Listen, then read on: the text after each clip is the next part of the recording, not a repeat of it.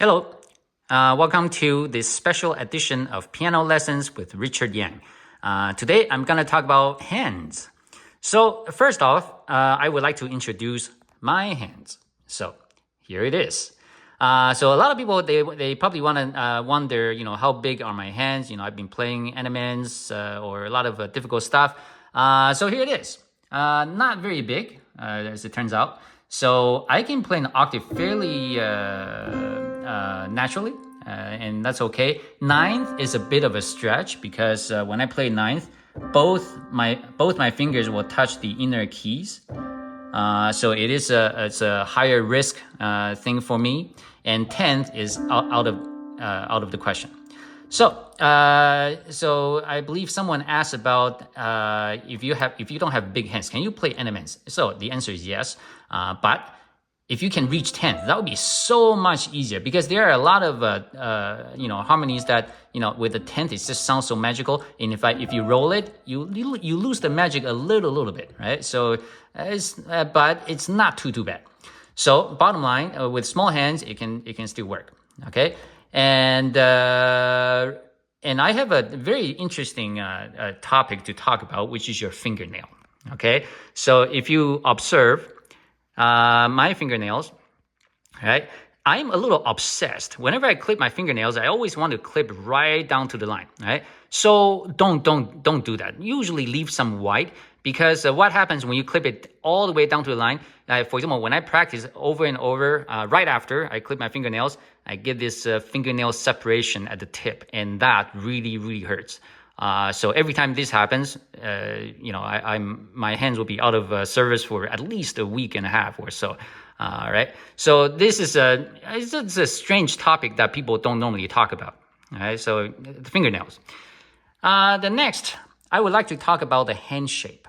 Right. So a lot of if you see a lot of especially classical pianists, you will see that their hands are usually curled up like this. It's like grabbing a ball, right? Curled up. And even though this is a good habit to have, because when you curl up your hands,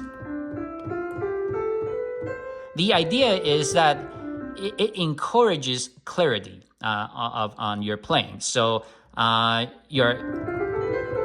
you always want to be able to hear every note. And by curling up your hand and playing one note at a time, this is how how a classical pianist would practice. But in practice, right, when I play, I keep my hands fairly flat usually, because when I curl up my hands, first of all, I lose reach that I don't have, and a lot of times, if you have to do a lot of fast stuff with the curled fingers, I lose a little bit of a response time. So I don't do that. I keep them fairly flat. But as long as you understand, flat or not flat, standing up, curled, they're all good. Just make sure your fingers should not be pointing up, okay? You might think that, hey, how is that possible? Yes, it is, right? You can, a lot of people would play like this with all the fingers pointing up somehow. I don't know. But just make sure they all somehow curl in a little bit, so that you can always stand up firmly on the fingers, right? You don't want that. You don't want the lazy hands. You want to make everything very strong, right? And that's how you can have power in your playing. Okay, and then the next one is, if you have small hands, right? So how do I play octaves so fast, right? So for me, I stay somewhat to the outside of the keys, because this would make sure that I don't hit the middle notes when I do that. I only do this in between, in the middle of the keys when I need a lot of power, right? So because when you go down like that, you need power. If you go to the side, actually you have power too, because of right, it's a longer length, right? So but anyway, I stay to the outside more, just for more accuracy.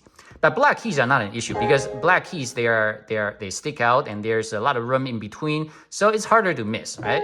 So it's really harder to miss black keys. So that's why I really like keys with many black keys, right? They're always good.